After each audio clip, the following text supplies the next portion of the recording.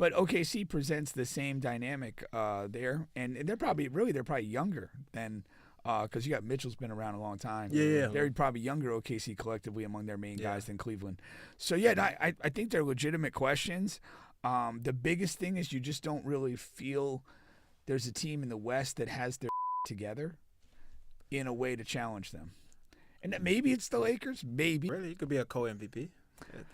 I would be okay with it. I mean, like, again, look at what these two guys have been doing all year. It's insane. I say give it to Shea. I'm not gonna lie, give it to Shea.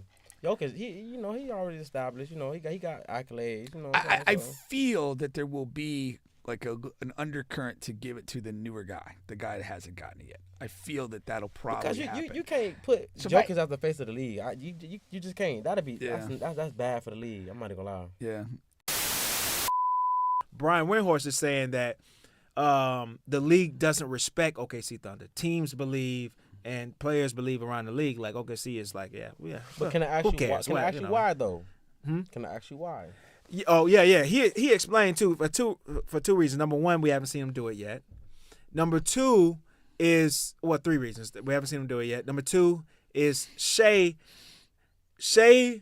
is similar, not the same, whatever, but he's similar to Embiid and Harden, to where like he's one of the top free throw attempts guy in the regular season, and so far in the playoffs, we all know like the game changes and the referees call less fouls, and he has been up to this point less effective in the playoffs because he receives less calls. Okay. Same thing with Embiid, same thing with Harden. Yeah. The third thing is the second star on that team, right? They have a deep team, a lot of great players, but no one has been a reliable second star on that team, definitely throughout the playoffs, but even through the regular season. But they thought Chet was going to be him, at this point in his career, but no, Injuries really did him in this year, but even then, I don't think he's ready to be the second best player on the championship team yet. Then you got Jalen Williams. He might be a third best player on the team, though, I ain't gonna lie. Yeah, because of his two-way ability, talking about Chet. And then you got Jalen, who has that ability, but the inconsistency is there. Yeah, no, those are fair questions. And to me, when you look at the East, it's the same questions you have. I have for a team like Cleveland. I mean, technically they're ahead of the Celtics, but I feel until proven otherwise, I'm taking the Celtics in the 7-game series just because they've seen everything. There's a 0% chance in my mind. And that's the thing. And so, but OKC presents the same dynamic there, and they're probably younger than. Because you got Mitchell's been around a long time. Yeah. They're probably younger OKC collectively among their main guys than Cleveland. So, yeah, I think they're legitimate questions. The biggest thing is you just don't really feel there's a team in the West that has their shit together in a way to challenge them. And that maybe it's the Lakers, maybe. More so, I think that's more so, it's sad to say because of Cleveland, but I think that's more so in the East than the West. Because I think a lot of people still champion Denver. A lot of people are picking Denver to come out of the West. Oh, really? Okay. That's crazy. And because a lot of people do feel like they got their stuff together. I mean, Jamal Murray's been playing so good after the All-Star break, and we know he's a playoff performer. You know what I mean? So you got Denver there, and like you said, the Lakers are going to get pub whenever, but we'll see how LeBron looks when he gets back. And then you got Golden State surging. I think there are more teams that we could see beating OKC than we could see beating Boston over there. Sure. Boston's okay. So Boston's a different MO. They've been there, done that. I was kind of comparing like the Cleveland and OKC, who are technically the top two, in teams that don't have those playoff chops yet. Yeah. As far as that goes, because again, I'm going to be surprised if Boston doesn't come out of the East. Yeah. Because of their experience and talent. Oh yeah. But Jason Tatum and Jalen Brown known for folding though. I'm not gonna lie, Prior to last year, I guess. Yeah, but the league has been at its weakest though. You want to be real though, like as far as health and talent wise, So that was probably their window. But if you break down the East though, like again, Cleveland's having a wonderful season. Like but. And they're to me the best challenger for the Celtics. Everybody after it, I think the East is weaker than the West across the board as far as the playoff teams. And I don't really like Milwaukee a lot. I don't really like Indiana a lot. I'm not sold on New York and Towns and those guys. Me either. So I don't see a lot of challengers to Boston or Cleveland for that matter. Where I do think the West potentially presents some different different options. Yeah. know, I think that's what it's going. that. Yeah, what it's going to come down to. Now, let me see. The other game he asking about has to be Phoenix, Houston. No. Timberwolves and Nuggets. It would be Timberwolves and Nuggets. Again, Minnesota has been a little up and down this year, but they've won 4 or 5 in a row so far. They beat Phoenix just last week, so we'll see. But right now, we're not really seeing Minnesota as a real contender. Yeah. So I mean, it's a big game for them, huge game for Minnesota. Yeah. Not so much for Denver. Well, it is one of those games that kind of like maybe it does if they go out and play well and win. Again, it kind of solidifies. Hey, maybe we do have some things together here, and we're ready to move. 100%. And Minnesota is technically tied with Golden State right now for that for the 6th seed. Okay. So yeah, and really 6 is where you want to be. You kind of want to avoid playing in the play-in, and also avoid playing one of the top 2 seeds. For sure. Yeah. Now with Shea, with this MVP race, how do you feel with him versus Jokic as kind of the 1 and 2 right now? Yeah, I mean I'm not a good MVP guy. I'm gonna admit it. I don't know how you decide between the two of those guys. Like they've both been absolutely incredible. I mean, Jokic is multiple-time MVP and arguably having his best season. Like, how do you say no to that? And Shea has had this team almost wire to wire, top of the West, and leading the league in scoring and kind of doing it every night. It's like. Maybe leading the league in steals too. I know he's up there. But yeah, I mean, it's just like you just can't. There's no bad choice. It's almost a crime not to be able to vote for both of those guys. Yeah. It just but I know it's a singular award. It needs to be given to somebody.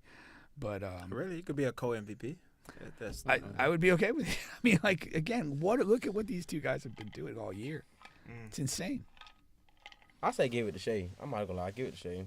Jokic, he already established. He got accolades. I feel that there will be like an undercurrent to give it to the newer guy, the guy that hasn't gotten it yet. I feel that'll probably happen. Because you can't put Jokic as the face of the league.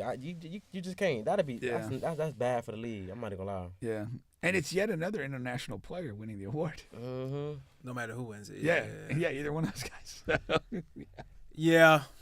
I think Shea deserves it too. For me, the tiebreaker is he's had his team number 1, and it's not like there's any other superstar on that team. So that's it for me. He has to perform in his playoffs though coming up, no matter what. Yeah. But MVP wise, yeah. But right now, I think it's Shea. That is one of the all-time just shitty things. It's like a guy deservingly wins MVP and just underwhelms in the playoffs. Goes out first, second round. That's just and particularly when playing bad. That happened to Jokic's first MVP actually. Yeah. You know what I mean? I think they lost it early to the Warriors, right? Yeah, first round. Yeah. But didn't happen again. So, yeah. That's old news. All right. But we'll definitely see. EA, man, what you got coming up, man? I got a job actually coming out tomorrow, man. Love in the Trenches, man. The one I just shot a video for, man. I got nice. a couple shows coming up too. I was trying to hop on Tyler Yahweh show, man. I'm still working at Kingside with that, but I'm working. Yeah, because y'all got a song together. Mm-hmm. So I'm working, man. More interviews. Probably in Miami on the 27th. Maybe doing the show there too, but just working. You have shows locally here in Orlando area? Not right now. Okay. Right now. Yeah. Okay. Yeah. Orlando's pretty. Under the water right now, with the local artists and shit like that. So trying to, expand out and shit. Branch out, yeah. Because I'm always down for a good show. yeah, for sure.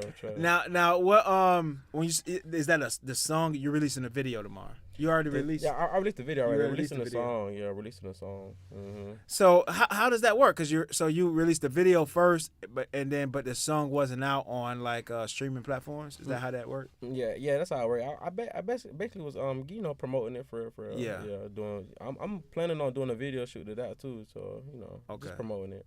Okay. Yeah. Is that leading up into a project, or you just singling it out for right now? Yeah, man, but I'm stuck on the fence of where I want to go, man. Because I love doing pop and rock, but right now I'm trending towards doing music for the culture and stuff like that. Yeah. So I don't know. I'm on the fence, but yeah, I'm always in the works of doing the project. I could drop a project right now, but I want to make sure I'm dropping quality music now, cause you know I am starting to get a little traction, so I gotta dot my I's and T's for real.